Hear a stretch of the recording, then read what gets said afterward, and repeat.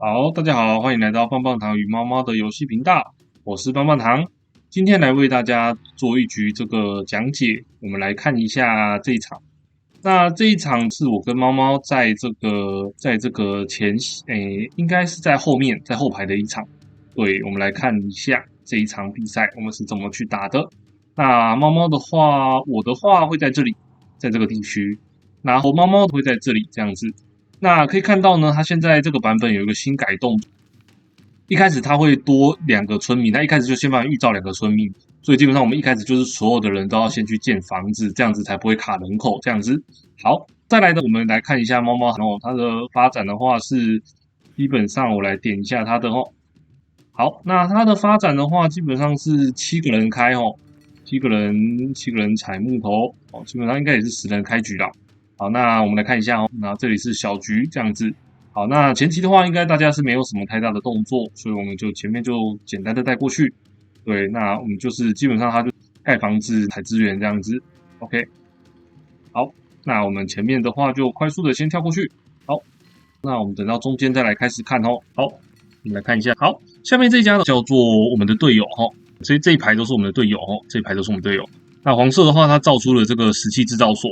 对，那他可能打算准备要去做一个打一波，或者是他可能看到敌人有一个有找工的企图，感觉是没有，那他还是造了石器制造所，不过没关系，我们再继续往下看。好，那这边的话，好像大家都还好，没有什么特别的发展。那前面的部分我们就先跳过去。好，那这里点这里应该是没什么东西。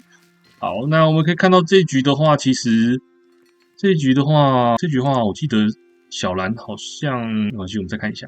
这里可能是有，这里好多。好，那我们可以看到最上方的这个小蓝他可能造了一堆的侦察兵哦，他就是因为他在前线嘛，他想要帮队友探一下他家的各个情况。这家叫做这样子，我们看一下，他想要帮队友探图啦，所以他一开始就把一堆的这个侦察兵都派过来了。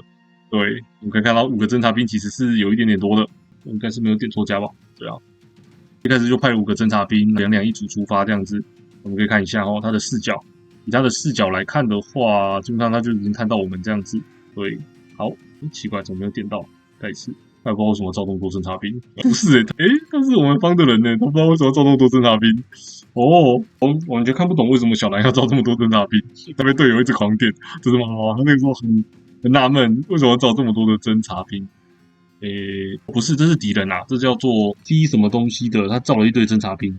对，然后是这家造了一堆侦察兵，这家蓝色造了一堆侦察兵，这家造了一堆侦察兵，然后到各个地方把我们这个大部分的情况都把它探开了啦。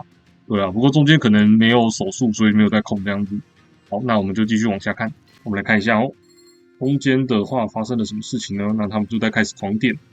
好，那看起来也不知道发生了什么事情。好，我们来看一下这边哦，这边它就是下面的小灰已经把这个围墙围起来了哦，那上面的小蓝它也是准备要把这个围墙给围起来，这样子。对，小橘和小绿是我们的前线，这样子。那我们的地图是这样拆一半。OK，好，那我们来看一下哦，目前在10分钟、12分的时候，应该还没有人要进攻啊，目前还没有什么作为这样子。那我们知道红色它可能要出马，那我们基本上也是转马，对，因为我们都是内家距离这个前线太远。刚刚是这个，我们2个是准备要打马，因为我们都是后排，对，后排基本上就是打马。好，OK，然后我们来看一下哦，那如果上面的小蓝他是前线所以他打的是没有生人口科技，他可能是打算直接打一个枪兵的一个战术，这样子，枪兵搭配一个工兵的一个战术。OK，那我是搭配马。好，那我们来看一下这2家在玩什么哦。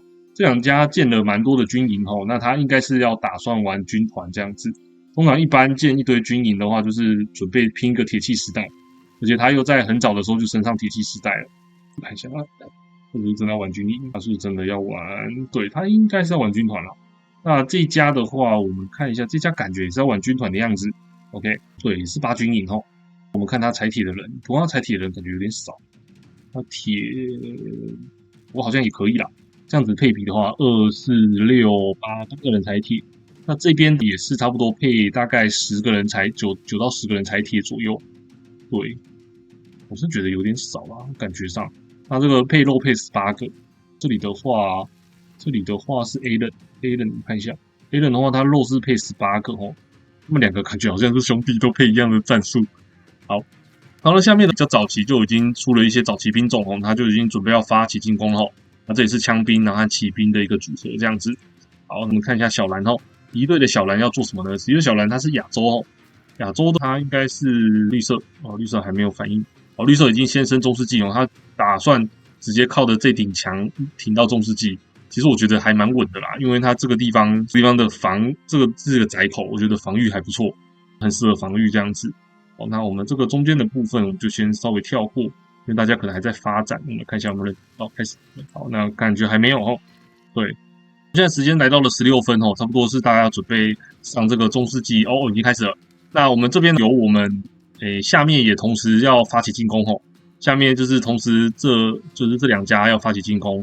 上面的是我的骑兵哦，我那个时候16分的时候，大概骑兵就到他们家，可是我没有完全变身完这样子。对，或者有些人还在变身。好，那我们就去打他的军团。其实我们骑兵打剑士，是剑士哦，他没有玩军团，他玩剑士。哦，看一下剑士他的体质哦。剑士的话，他的是70的肉和30的这个金属哦，因为他打剑士。那如果是打军团的话，就会比较需要配铁了，因为他这个铁的耗量没有到那么高，所以他打的是一个剑士。那我可以看到剑士的话，他的血很少，护甲的话也是只有4而已，也没有很高。对。好，那这边的话，因为数量太多了哈，我就基本上我判定我应该是打过，不过很难讲。对，其实很难讲。我们这护甲有到8到14之间，这个攻击力的话它是16，不过因为剑士伤害很高，所以我不敢硬拼啊。对，没有跟他硬拼这样子。对，我的骑士的话攻击力是16，应该有升初阶的一个科技。对，我应该要把初阶科技升上去，我看一下。初阶的科技的话，没有升科技，难怪觉得攻击力只有16而已。好。那这个的话，我就是想说绕一下他们家这样子。对，那我们来看一下这一家的话，好，那我先进攻。那猫猫还没进攻的原因是因为它的变身它比较慢一点，所以它的变身还没有完全的完成。对，还没有完全完成，所以它还没有进攻。那我这边的话就先进行进攻了这样子。但是数量真的是有点太多了，我又像是打不太过了。对，然后我这里就留下来杀他的村民这样子啦。对，就是剑士啊、村民啊，就留2-3只来这样子去打。但因为这数量真的很多。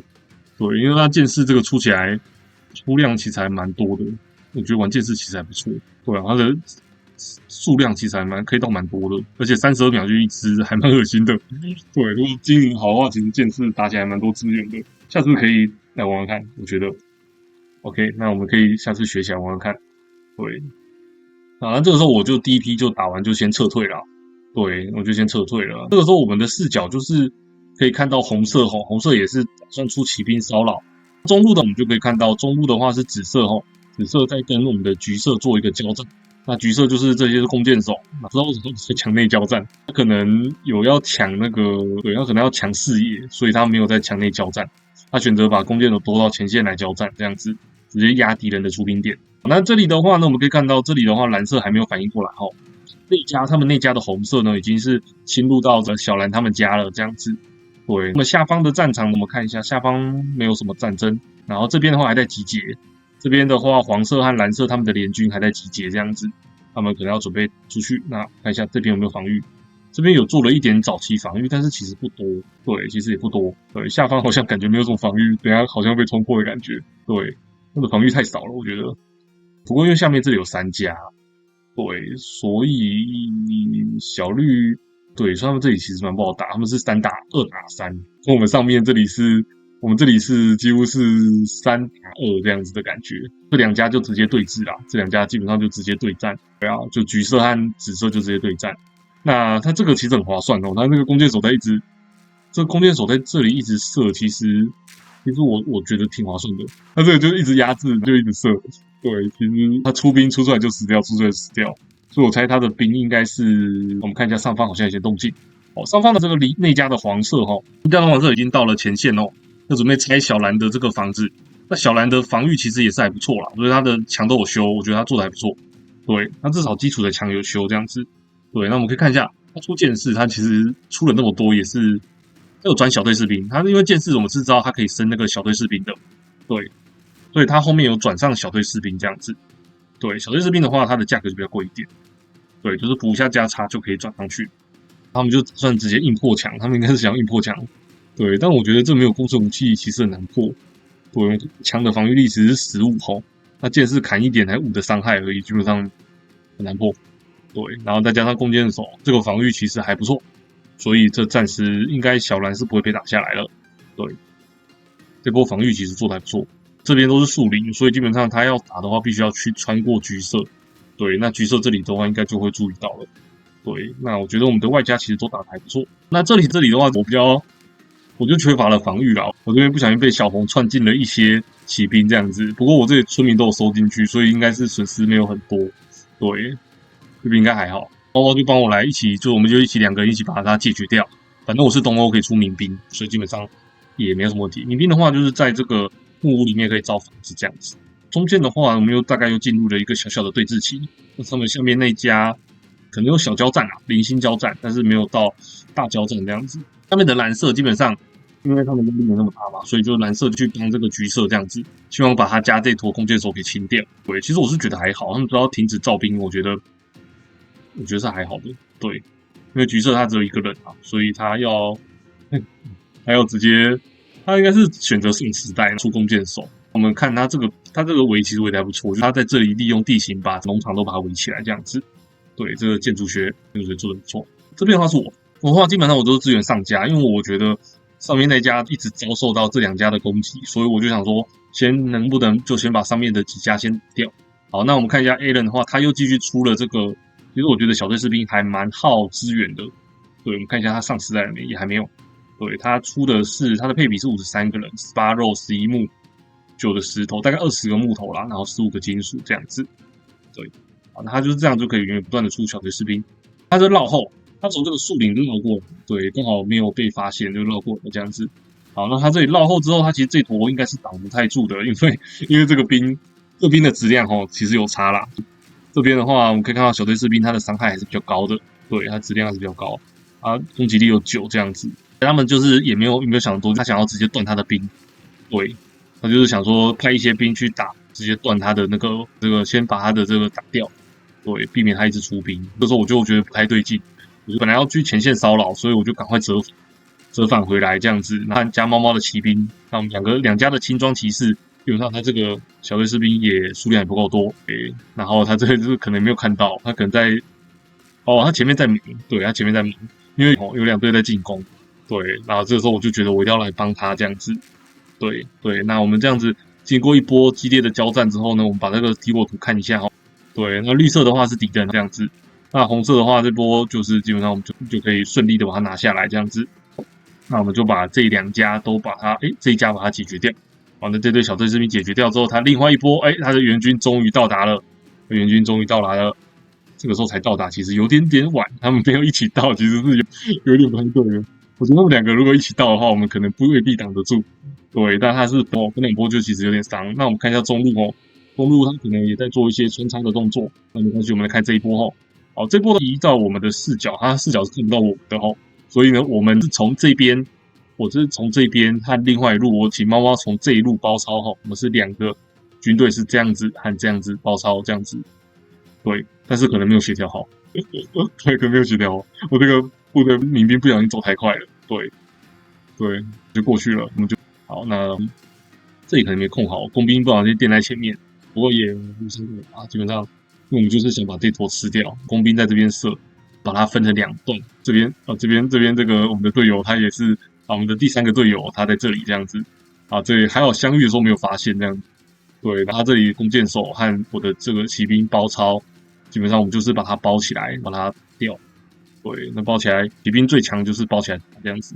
他就是分了另外一队就是想要冲到对手的家里这样子。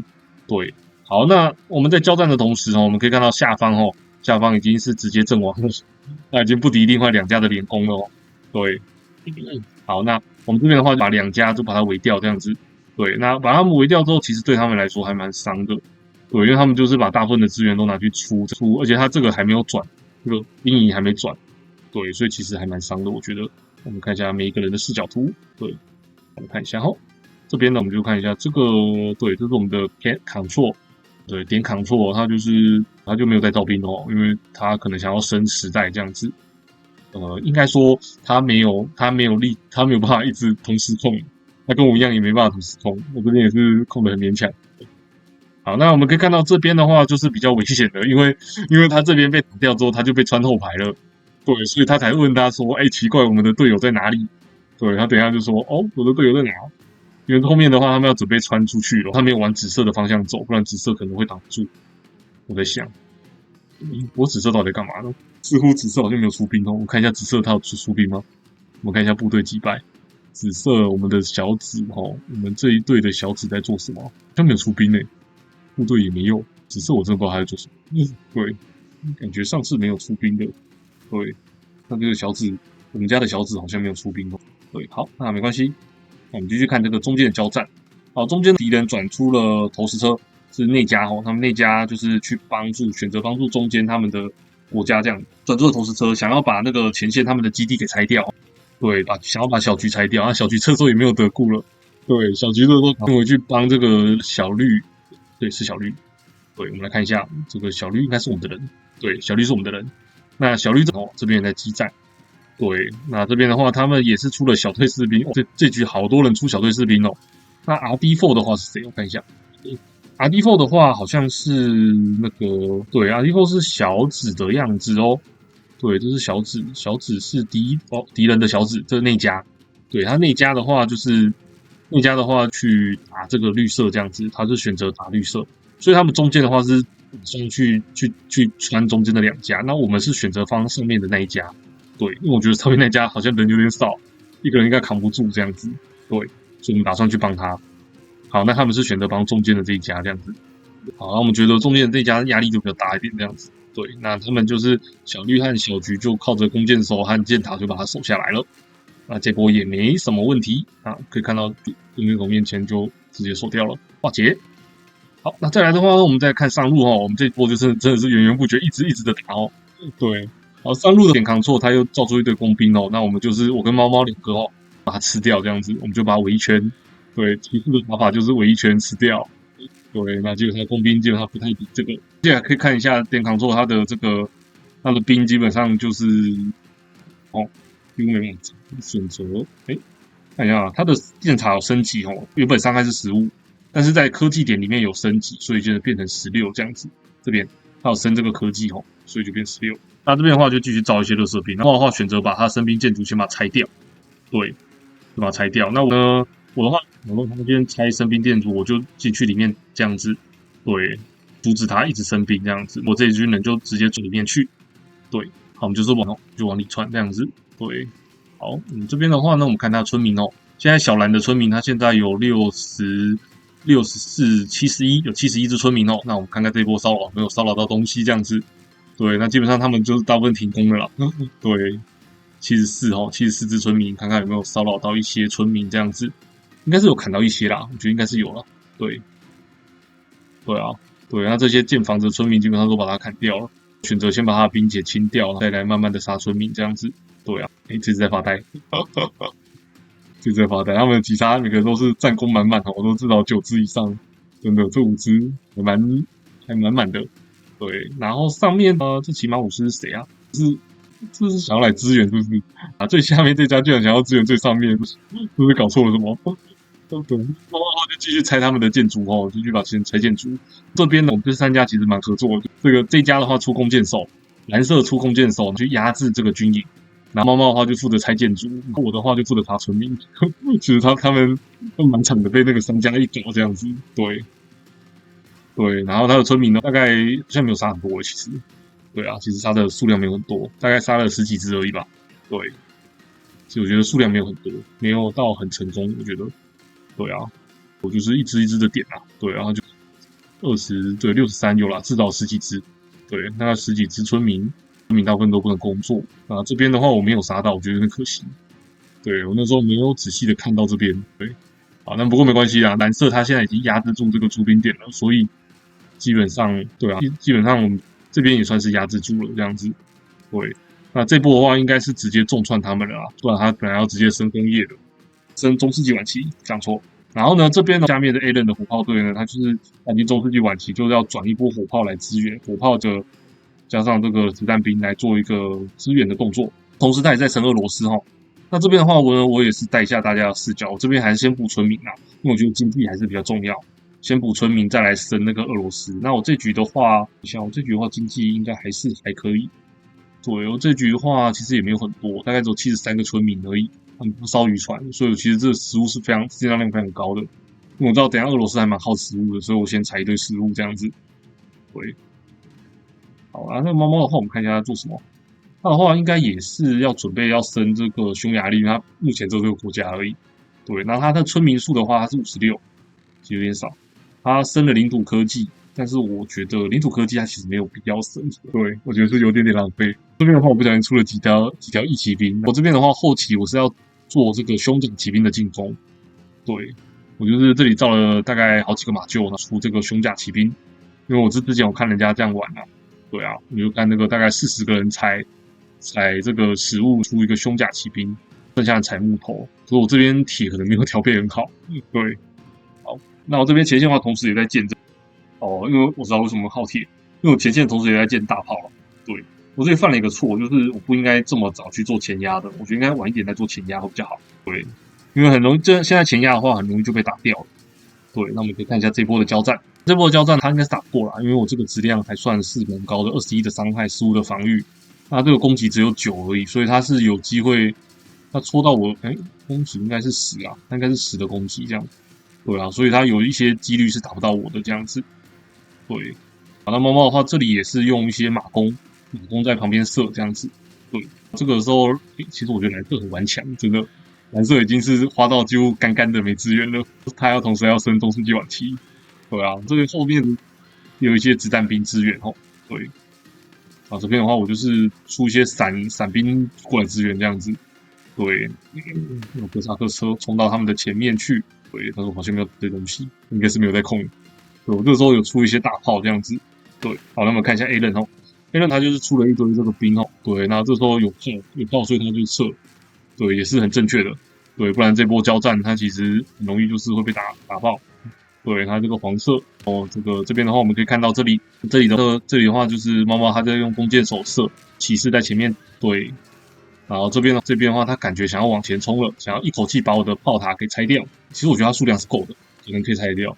对，我这个炮也就先不后退了。对，反正我觉得应该是活不掉了，所以我们就先撑在这边这样子。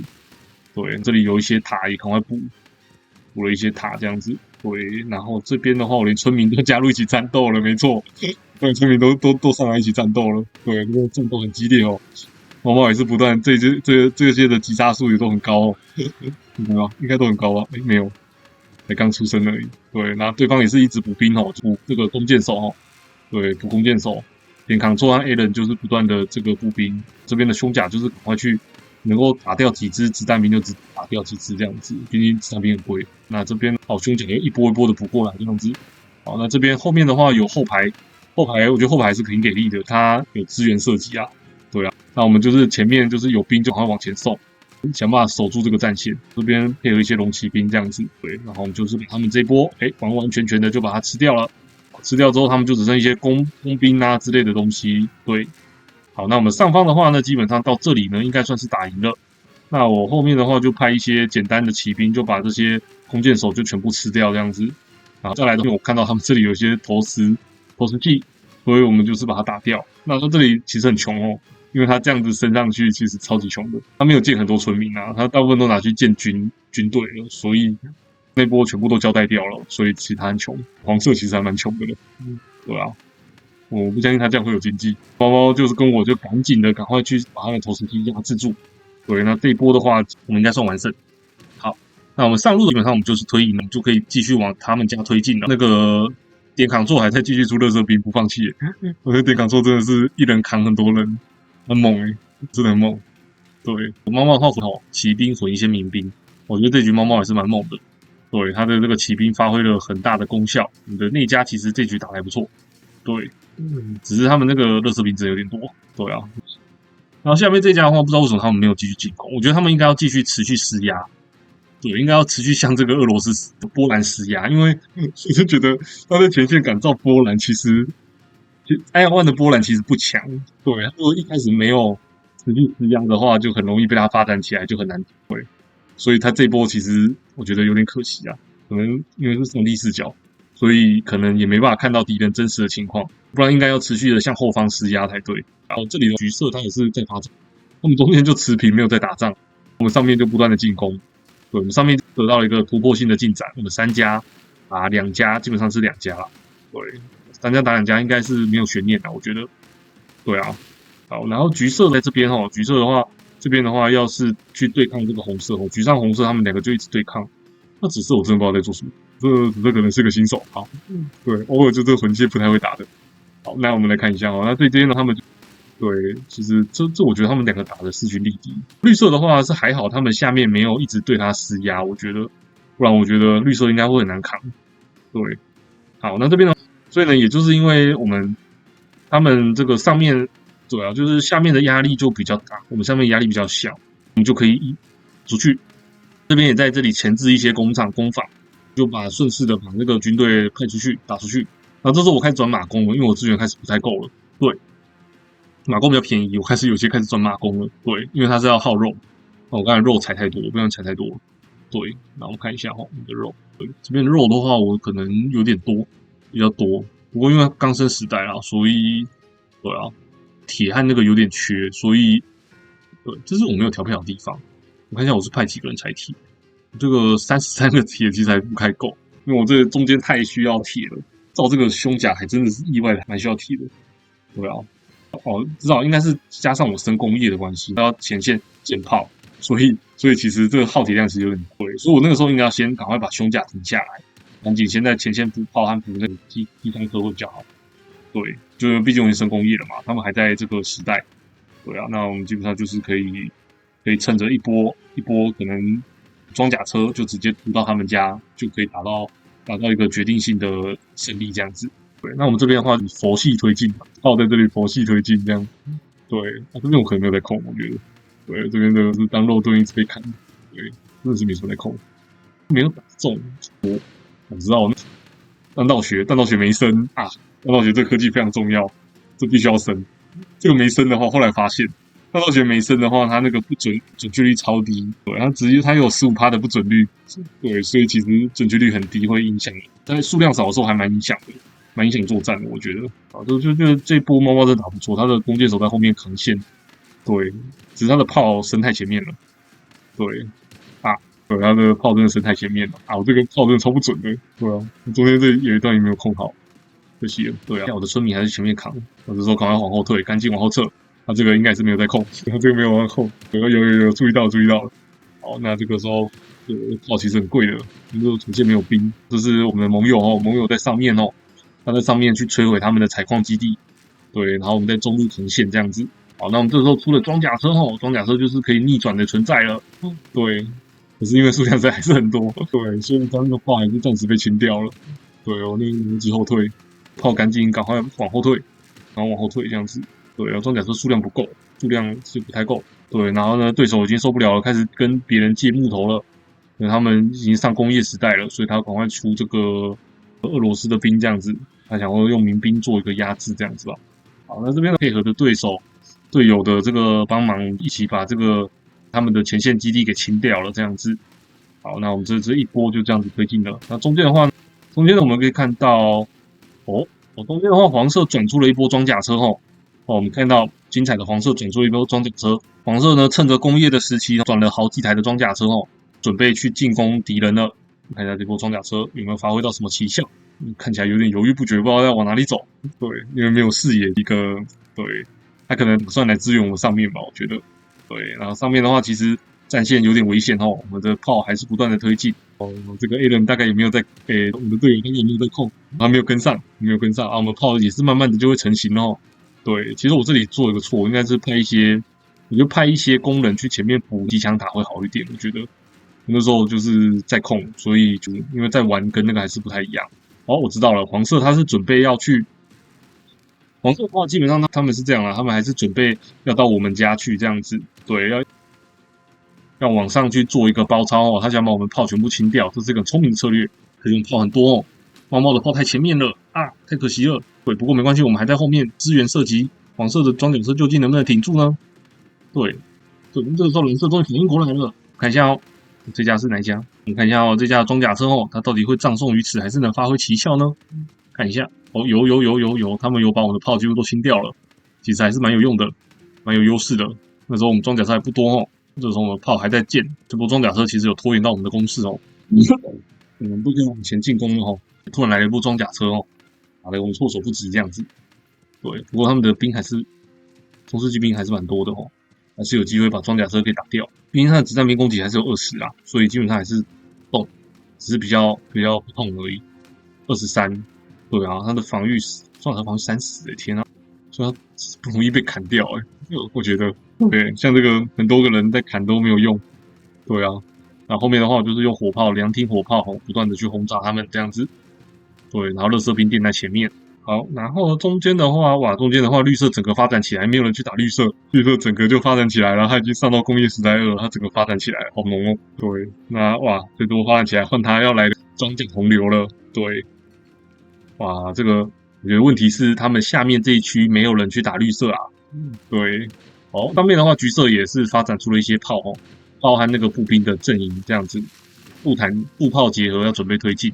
上方的话，这边我不知道为什么黄色要一直去支援上面，我真的是看不懂。他其实应该要就近支援，赶快把绿色打掉，我觉得是比较关键的，不然他会让这个绿色一直浓，我觉得有点可惜。好，那没关系，我们再继续往下看。那我们这边呢，基本上就是差不多这样子了。好，那中路的我们基本上应该也算打赢的。对，没有，应该是僵持，因为他们中路还蛮多家的。对，整个是僵持住的。对，那我们上方的话，就是我们上方的话，基本上就整个就是往内推了哈，往内推进去了。只是我们这推进速度真的有点慢，毕竟是炮的推进速度就很慢。这边还有一些之前的东欧的胸甲骑兵，那时候还没转俄罗斯骑兵，可能来不及转。对，好，没关系。那我们这个刚好可以当肉盾，输出，后面加一些炮，加就是可以去一步一步的推进他们的阵地这样子。那我们看一下点扛错他的村民他村民还只是3、4个被我们杀了一波你看他的村民就是所剩不几了，被我们杀得很惨。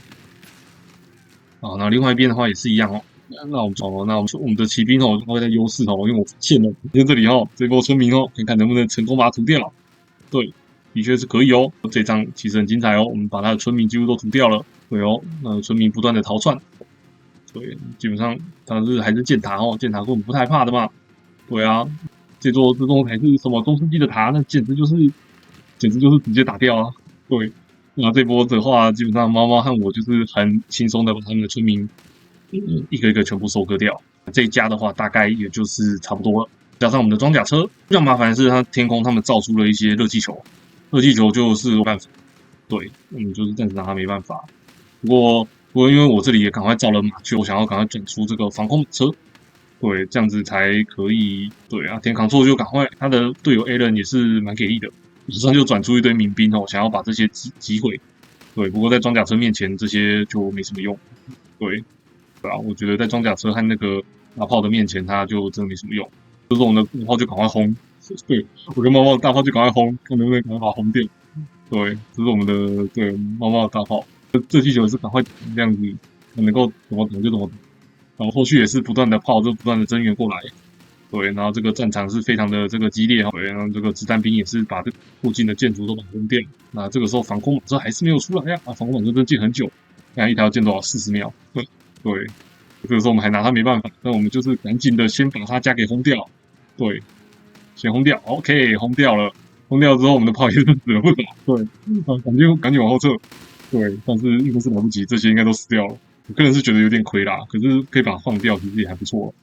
对啊，真的还好我们这里有个防空马车，我看到防空的伤害其实就跟机关枪一样很猛这一排基本上这些都打破了。对，防空马车的战斗力也是，它在工艺有这样的防空能力，其实蛮恶心的了。好，那这边的射气球我们就是被防空马车一台一台的点掉。那装甲车不太怕这个工兵所以我们就是往前直接走。对，好，那这边的我们就是好，那我们就是要往这个橘色的家里走了，因为蓝色家已经失守了。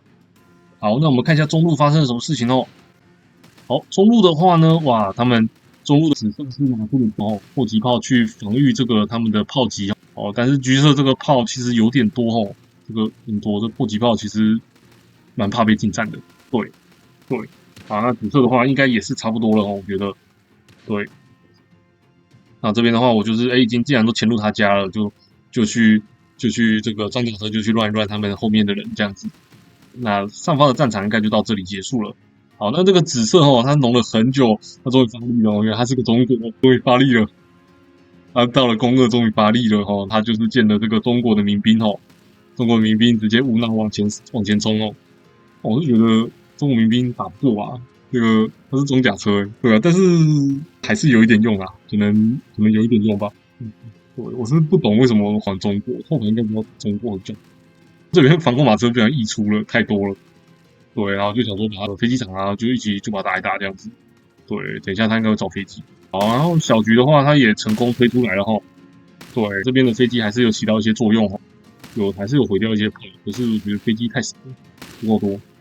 有，他在他集中的时候，没了，已经没有弹药了，还有2弹呢，为什么不投？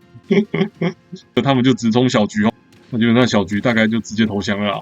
对，哦，反而是我这边还没推到，我们这边有点慢。对，我们在打他的这个垃圾兵，所以还没有推到。反而是中间他已经是整个推进来了。对啊，中间他整个就是推掉了，对，整个推进去了。我觉得他们中间好快哦。对，我们这边上面真的推很久。对啊，好，那这2家推掉之后，其实也差不多了。那这个中国就是对，然后这边的他们就是刚刚弄很久的波兰哦，因为一直没有被打嘛，所以他就打中国。打中国基本上就压在他的这个出兵点上，应该也没什么好看的，就是直接结束。好，那至此的话，我们还剩几家呢？我们看一下哦。对，我们看一下敌我图，我们看一下哦。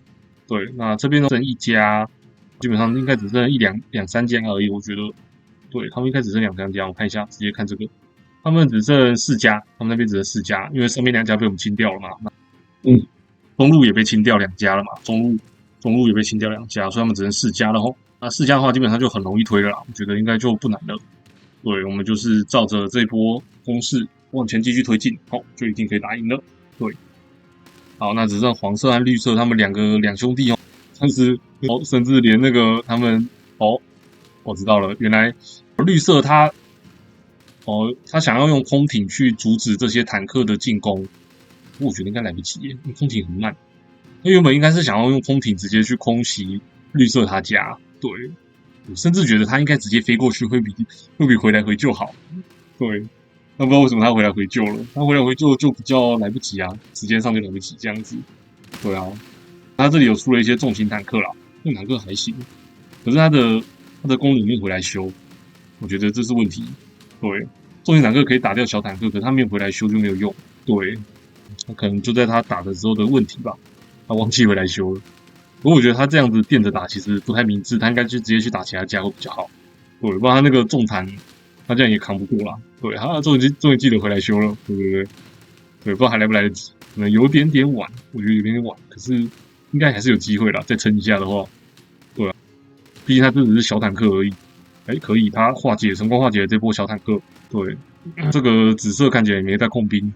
对，紫色应该也是个新手没带控兵，但是这个化解又怎么样呢？人家来的第2波，他这边还在建重坦，已经选择先清掉工人哦。那但他们来的第2波哦，第1波没打掉，第2波继续打哦。对，我就觉得他的工人应该全部过来修啦。其实他这样子不太好，应该不是没资源吧？对啊，那样子就会直接被 rush 掉。对啊，那就不用玩了。对啊，他回来修应该是有机会防守住的，但这样子其实就没有机会了，我觉得是有点可惜。好，然后再来的话就黄色这家，黄色这家的话应该也差不多了啦，我觉得应该也差不多了。对，紫色和红色基本上，好啦，紫色最后还是有努力造出了一些这个 T34坦克这样子。对，我这边我在干嘛？我不知道我在干嘛。对，我在建工厂，我建工厂做一个推进，慢慢的往下推进。对，那这时候就刚好遇到紫色坦克，就被包。整个来其实看起来蛮壮观的。对，这坨如果能够成功打上去，其实蛮恶心的。对，我这边炮就完全不敌那个坦克海，因为坦克海真的很多。对，那么他们也没有视野的关系，所以他们应该也不可能直接冒进，先把这个家里的部队先清一清。对啊，我们3家到这里的时候，刚好他们坦克海出来，所以就被打掉了。对啊，这边的话就是他们的炮阵，左边的话也没什么好说，就直接被打掉了。左边也没什么防御。对啊，那最后的话就只剩最后2家了，就只剩最后2家了。最后2家的话就是出坦克的小紫和出炮的这个小局，我们就看这个坦克与炮的打对决这样子。好，看这个坦克和炮最后谁会胜出这样子。好，那我们看榴弹炮数量多的情况下哦，炮没有被近身的话，其实炮还是很强哦。对，炮阵还是很难挡哦，坦克是挡不住炮阵的。对，好，那成功就顶掉了。对，那紫色这波也就差不多了。对，他即使可以一直造 T34坦克也没有用，炮阵如果会玩其实蛮厉害，蛮恶心的。猫猫居然走到这了，而且还有中世纪炮，不知道他怎么都走到这了，好神奇啊！对，好，那总之呢，就是这些炮，连中世纪炮都可以对付这个 T34坦克这样子。对啊，那就对啊，直接往前开，然后大家就是慢慢的往前推进，往前推进。那我们这边的话，就直接到他的出兵点，我甚至连骑兵都建出来了，建了一堆骑兵在这里。对啊，我想说，反正什么兵都给他派出去了。对啊，因为已经到最后了，其实也没什么好看的了。对，那我们就是快速的往后拨后，那基本上最后的话，大家围城后，大家围城，打掉这个红色的最后一家。好，那这是一个很精彩的一个合作。对，那我们就是上中下路基本上都打赢了。那最后我们就在这里大会师，在红色家里大会师，不到就毁掉这个红色的军营。好，在这边有一些机枪车，获得最后胜利，坦克终于到了。好，那今天的播报到此结束。那我是棒棒糖，欢迎大家按赞、订阅、加分享，感谢大家今天的收看，谢谢大家。